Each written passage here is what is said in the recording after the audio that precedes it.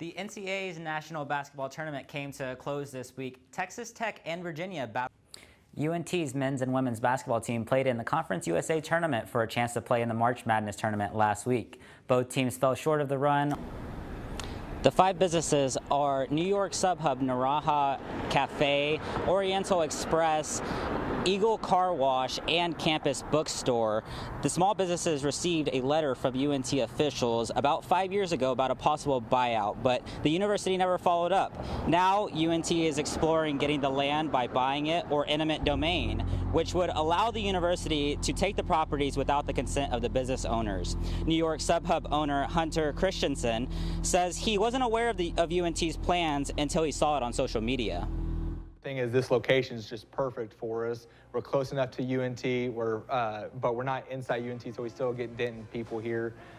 We own the building and the land, which it's a rarity nowadays, and you're not going to find that too common anymore. So, as far as what we're going to do, we're just going to see how they vote, what they're going to do, and then we'll just kind of go from there.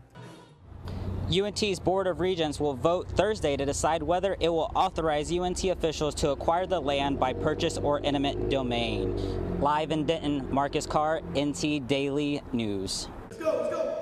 RJ Hampton is a name that is going around the prep basketball circles.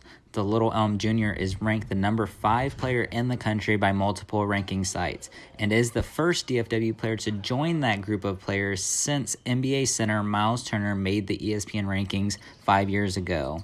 He's offensively polished. He's probably one of the best scorers regardless of class because he scores effortlessly. He knows how to get his shot off. He's very mature in that regard, and he just has a knack for that. I mean, rankings don't really mean much, but I mean, it's good that people think that of me, so I just gotta keep working.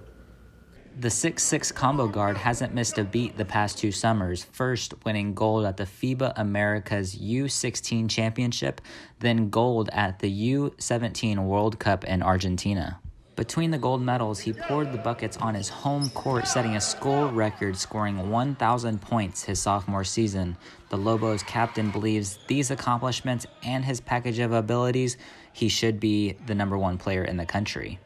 I feel like I'm just like a complete player. I can rebound, pass, score, dribble, play defense, all that.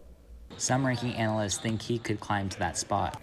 Well, for one, you can tell RJ is just different. He's a winner.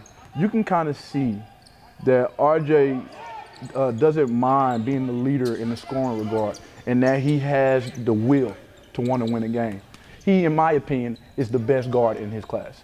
With high major colleges like Duke, Kentucky, Kansas, Memphis, and TCU offering scholarships, Hampton plans to stay in the 2020 class instead of starting his college career early.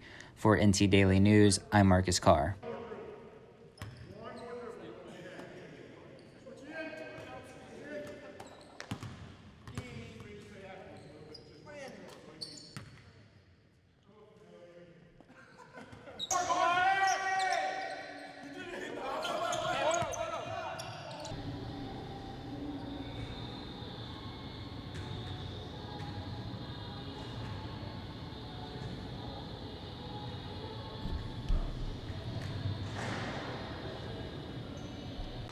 Timberview High School is home to one of the best basketball programs in Texas. Both the boys and girls program have combined for a record of 198 wins to just 21 losses over the last 3 seasons. In that run, the boys have won a state title and the girls have appeared in back-to-back state championship games. For the Wolves, the message is very simple. Well, we're just really trying to excel we say the ordinary things. If you do the ordinary things well, then it'll lead to extraordinary stuff, and that's kind of what we're trying to hit him with. Everybody looks at the big plays, the fantastic, shot or big steal or whatever, but really it's the basic stuff that games always come down to. If you do the basic stuff well, then you give yourself a good chance. For the Lady Wolves, the consistency comes from developing players within the program. I think it's important that every year you have kids that are either freshmen or sophomores that are playing behind seniors that are already at a certain level, so that those kids see and learn what is expected, what it's going to take. So, like, we had kids that first year that or 4 years ago, that were freshmen and didn't play a whole lot. but they were freshmen on that team. Well, that's Michaela Hutchinson and Destiny Jackson. Now they are seniors. They're going to SFA, going to Rice, and they have filled those shoes. So it's kind of like now I've got kids that are freshmen and sophomores now that are in that same spot. Now we're going to need them and expect them to step up the next year. So it's kind of like you need to keep every year, some talent that has to kind of bide their time, but they learn and they get better. The Wolves are ranked number 3 in 5A basketball, and the Lady Wolves are ranked number 1. They will look to capture a state title as they fight through playoffs this month and into March. Reporting from Mansfield, I'm Marcus Carr.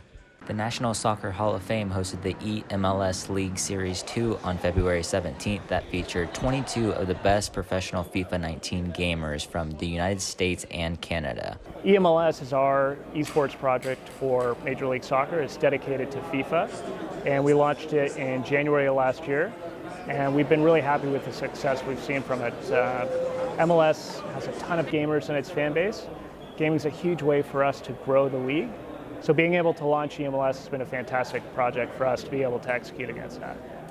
So in EMLS specifically, we have one gamer per team that competes competitively under the EMLS umbrella. We have clubs that have maybe multiple gamers, but they end up selecting one key gamer to feature in these competitions. So we have 22 main players right now out of 24 clubs within the league in total, which is fantastic for us, especially in our first year.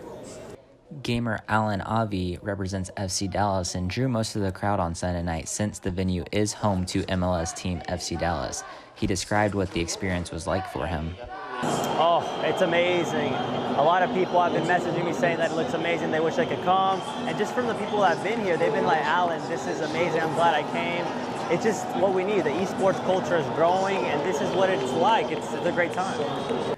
One of the youngest gamers won the event in Frisco and also won the event in Los Angeles in January. The 18-year-old doesn't back down from older competition. So yeah, I'm one of the youngest in the MLS, actually second youngest. Skill Shack is 2 months younger than me, but yeah, it's actually fun being the youngest. You know, all the older guys kind of joke around saying, oh, you're the young kids, you know, the newbies, the babies, but yeah, no, there's no difference to being the youngest to being the oldest, you know. It's just, if you have the skill, you know, if you're good enough, you're old enough, is the way I look at it. The series tournament will continue in Boston with the EMLS Cup in March, which will lead into the EMLS World Cup this summer. For NT Daily News, I'm Marcus Carr.